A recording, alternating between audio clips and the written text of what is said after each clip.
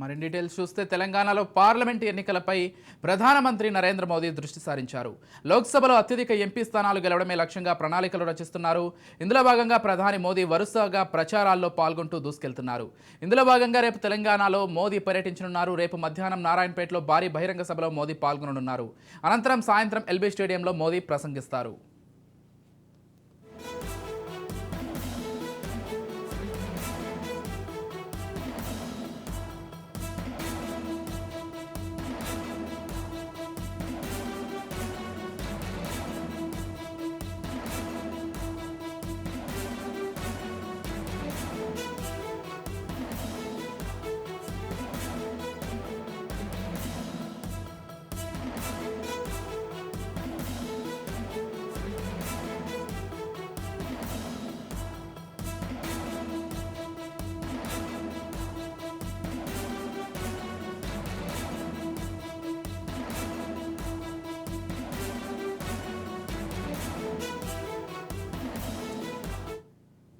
తెలంగాణలో పార్లమెంట్ ఎన్నికలపై ప్రధానమంత్రి నరేంద్ర మోదీ దృష్టి సారించారు.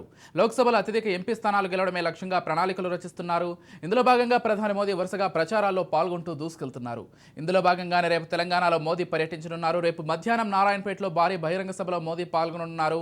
అనంతరం సాయంత్రం ఎల్బీ స్టేడియంలో జరిగే భారీ బహిరంగ సభలో మోదీ ప్రసంగిస్తారు. మొత్తంగా ఇదే అంశాలకు సంబంధించి మరింత సమాచారం అందించడానికి మా ప్రతినిధి స్వప్న ఫోన్ ద్వారా సిద్ధంగా ఉన్నారు. చెప్పండి స్వప్న.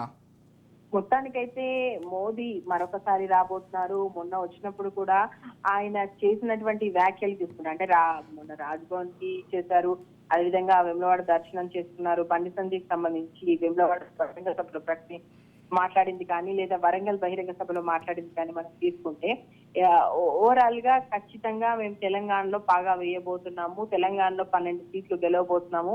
ఇప్పుడు ఇక్కడ చేస్తుందంటే ఇటు రేవంత్ రెడ్డి చెప్తున్నటువంటి మాటల విషయంలో కానీ, లేదా బీఆర్ఎస్ చేసిన అవినీతి విషయంలో కానీ, ఇటు రిజర్వేషన్ల విషయంలో కానీ చాలా గట్టిగా మాట్లాడడం జరిగింది. ఇటు ఎట్టి పరిస్థితుల్లోనూ కాంగ్రెస్ కు అధికారం వచ్చేటువంటి ప్రసక్తే లేదు, ఇక్కడ మాకు ఎక్కువ సీట్లు ఇవ్వండి, ఖచ్చితంగా మేము గెలిచి తీరుతున్నాము, ఆ వాతావరణం కనిపిస్తుంది అనేటువంటి ధీమా ఉండేలాగా మోదీ వ్యాఖ్యలు ఉన్నాయి. అదేవిధంగా ఇప్పుడు ఎల్బీ స్టేడియంలో భారీ బహిరంగ సభ ఉంది మహబూబ్ నగర్ లో. సో ఏం మాట్లాడతారు అనేది మరొకసారి కీలకంగా మారింది. ఎందుకంటే ఇప్పటికే తెలంగాణ విషయంలో బీజేపీ హైకమాండ్ అనేది చాలా సీరియస్ గా ఉందని చెప్పాలి. ఈవెన్ ఇప్పుడు అమిత్ షా కూడా ఈ రోజు పర్యటనలో తిరుగుతున్నారు. మొన్న నడ్డా వచ్చారు, ఇప్పటికే మోదీ 2 సార్లు వచ్చారు అండ్ మళ్ళీ రాబోతున్నారు.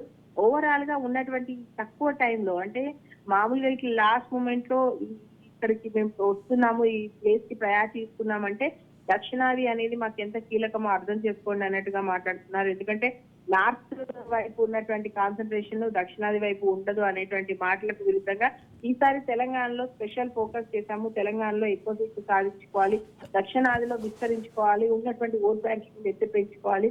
అయితే ఎక్కువగా గెలిచేటువంటి అవకాశం ఉన్నటువంటి ప్రాంతంగా అయితే తెలంగాణను కర్ణాటకనే అనుకుంటున్నారు. కాబట్టి కర్ణాటకలో ఇప్పుడు పరిస్థితి మనం చూస్తున్నాము, కొంత ఇబ్బందికరంగా ఉంది. కాబట్టి తెలంగాణ మీదనే ఇప్పుడు ఎక్కువ ఫోకస్ చేసినట్టుగా మనకైతే కనిపిస్తుంది. చూడాలి మోడీ ఏం మాట్లాడతారో. Right, thank you Swapna.